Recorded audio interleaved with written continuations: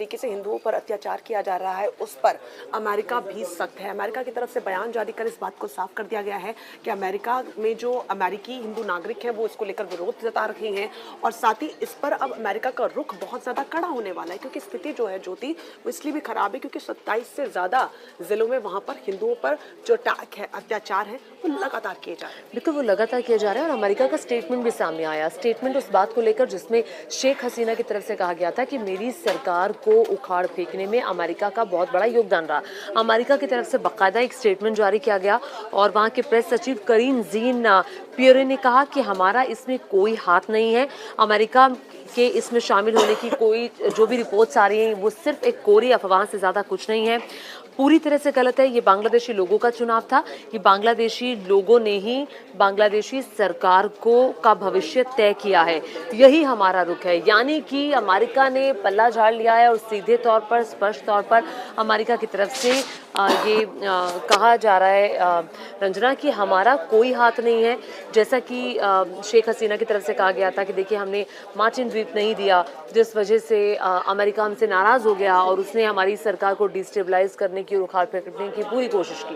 बिल्कुल, और ये पहला बयान जो शेख हसीना की तरफ से सामने आया उसमें इस बात को अंकित किया गया है कि अमेरिका का हाथ हो सकता है। हालांकि जो हिंदुओं के हालात वहां पर है वहां तो सपोर्ट में अमेरिका कह रहा है कि हम इसका विरोध कर रहे हैं और ये स्थिति ज्योति इन आंकड़ों से भी साफ हो जाती है कि अगर हम आबादी देखें कि जो मुस्लिम आबादी और जो हिंदू आबादी जमीन आसमान का फर्क है। 1951 की अगर बात करें 22% हिंदू थे जो कि 2022 में घटकर 8% रह गए। तो समझिए ये जो आंकड़ा है वो कहाँ तक पहुंचा है। इसके अलावा मुस्लिम आबादी जो 79% थी 1951 में, 2022 में ये जो बढ़कर 91% हो गई है। तो ये जो आंकड़ा है ये बता रहा है कि किस तरीके से हिंदुओं पर वहाँ अत्याचार लगातार हो रहे हैं और न सिर्फ उनके घरों पर, भारत और जो भी हिंदू हैं वो बांग्लादेशी लोग छोड़ रहे हैं, बांग्लादेश छोड़ रहे हैं। देखिए 13.5% और 8%।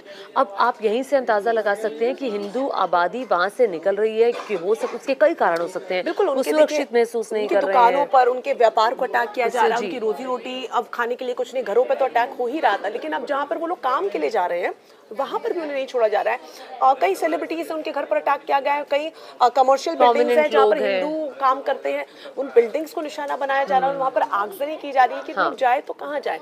लोग मदद की गुहार लगा रहे हैं, इधर उधर शरण ले रहे हैं और बड़ी तादाद में पलायन जो है वो भी देखने को मिल रहा है।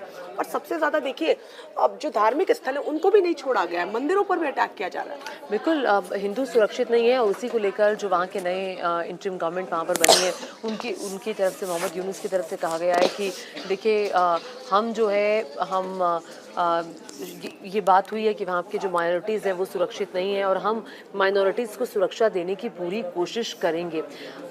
तो ये लगातार ये स्टेटमेंट आ रहा है। बिल्कुल, और तस्वीरें भी जो सामने आ रही हैं। हालांकि शेख हसीना ये कह रही हैं, जो मार्टिन द्वीप का आपने जिक्र किया, कि मैंने मेरे देश के लोगों को बचाया है और इसीलिए मैंने अमेरिका को वो उनके हाथ में नहीं जाने दिया, जो हिंद महासागर में दबदबा अमेरिका बनाना चाहता था, लेकिन उन्हीं लोगों ने वहां से उनको खदेड़ फेंका। अब तक की जो तस्वीरें सामने आ रही हैं, जिस तरीके की भी तस्वीरें हालात है, हमारे सहयोगी भी हमारे साथ मौजूद हैं। अब देखिए अमेरिका को एक तरफ जो पहला बयान आया, शेख हसीना कह रही है कि मुझे हटाने के पीछे अमेरिका का हाथ है, तो वहीं जो हालात वहाँ पर हिंदुओं के अगेंस्ट बने हुए हैं उसमें अमेरिका तो कह रहा है कि हम तो इसका सख्त विरोध करते हैं और इस पर सख्ती रहेगी अमेरिका की। दोनों कॉन्ट्राडिक्टरी नहीं है? देखिए कई सारे मामलों में कॉन्ट्राडिक्टरी बयान है, लेकिन राजनीति ऐसी चीज़ है कि जिसमें बयान और आरोप प्रत्यारोप लगातार चलते हैं और इन सब के बीच चूंकि शेख हसीना को कुर्सी छोड़नी पड़ी है, देश छोड़ना पड़ गया और हालात इतने स्थिति उनके लिए इतनी भयावह थी कि उनको सब कुछ छोड़ के सिर्फ कुछ देर के लिए आना पड़ा, मतलब कुछ देर में आना पड़ा उन्हें। 45 मिनट का जो सेना की तरफ से समय दिया गया था कि आपके पास 45 मिनट का समय, आप डिसाइड कीजिए आपको कहाँ जाना है, कैसे जाना है और क्या करना है। तो ऐसी स्थिति में अब शेख हसीना कुछ आरोप लगा रही हैं सीधे तौर पर उस देश पर जो कि विश्व में ताकतवर माना जाता है, जिसके पास अकूत संपत्ति, अकूत ताकत और तमाम संसाधन है। तो ऐसे में शेख हसीना का सीधे अमेरिका पर आरोप लगाना, उन्हें भी पता है कि ये कोई हल्की बात नहीं है। तो अगर शेख हसीना आरोप लगा रही हैं, उसके तमाम कई सारे एनेक्डोट्स भी मिलते हैं किस तरीके से पिछले दिनों अमेरिका ने वहाँ पर अपनी पहलकदमी बढ़ाई थी। उनके कई सारे अधिकारी बांग्लादेश गए थे। वहाँ पर जो विरोधी खेमा है, जो अब सत्ता में काबिज है, उनके लोगों से भी अमेरिका के नेताओं ने मुलाकात की थी। तो ये कहीं ना कहीं सीधे तौर पर हसीना ने जिस तरीके से अमेरिका पर आरोप लगाया, वो उसमें कई सारे पुख्ता जो बात कही जाती है उसमें कई सारी सच्चाई तो दिखती है। लेकिन इस समय अमेरिका जो कह रहा है कि हमारा किसी भी देश के आंतरिक मामलों में हम और दखल ये नहीं देखिए, देते। ये जो अमेरिका कह रहा है, ये लगता भी था कि इसी प्रकार का कोई स्टेटमेंट आएगा, क्योंकि हम जो बात कर रहे थे कि युद्ध कहीं पर भी हो, अमेरिका बीच में टांग अड़ाता है, अमेरिका का हस्तक्षेप रहता है, ये अमेरिका की इंटरवेंशन पॉलिसी का एक हिस्सा है। तो ये स्टेटमेंट लगता था कि आएगा। अब इस स्टेटमेंट के इतर भी बहुत बड़ी तस्वीर है जो अमेरिका नहीं बताना चाहता और जो नहीं दिखाना चाहता, जो पूरी दुनिया को पता है। बांग्लादेश को डिस्टेबलाइज करने में अमेरिका का बड़ा योगदान है, इसमें कोई दो राय नहीं। बिल्कुल अमेरिका का बिल्कुल इसमें पूरा हाथ है, क्योंकि खुद प्रधानमंत्री, जो पूर्व प्रधानमंत्री हो गई हैं अब शेख हसीना, ने सीधा आरोप तो लगा ही दिया है और साथ ही साथ जो समीकरण मिलते हैं।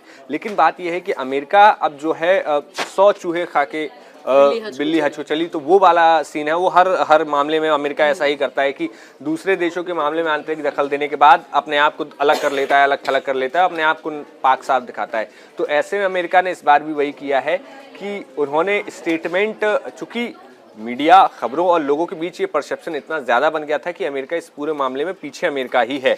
ठीक है, तो ये इस पे हमने बात कर ली। भारत सरकार का हिंदुओं को लेकर अब तक क्या रुख रहा है, बताएं। देखिए, भारत सरकार ने साफ तौर पर वहाँ से विदेश मंत्रालय की तरफ से तमाम जो आधिकारिक पक्ष है वहाँ पर रखा गया है। उन्होंने खास तौर पर ये बात कही है कि वहाँ पर जो अल्पसंख्यक समुदाय है बांग्लादेश में, उन पर हिंसा जो हो रही है उसको रोका जाए, और इस पर खुद प्रधानमंत्री मोदी ने भी अपना बयान दिया था। तो ये तमाम सारी चीज़ें हैं यहाँ पर बांग्लादेश को लेकर। तमाम विपक्ष के भी जो नेता हैं भारत में, चाहे राहुल गांधी हो, प्रियंका गांधी हो और अखिलेश यादव ने भी तमाम ट्वीट करके इस बात पर भारत सरकार को कदम उठाने के लिए बोला है।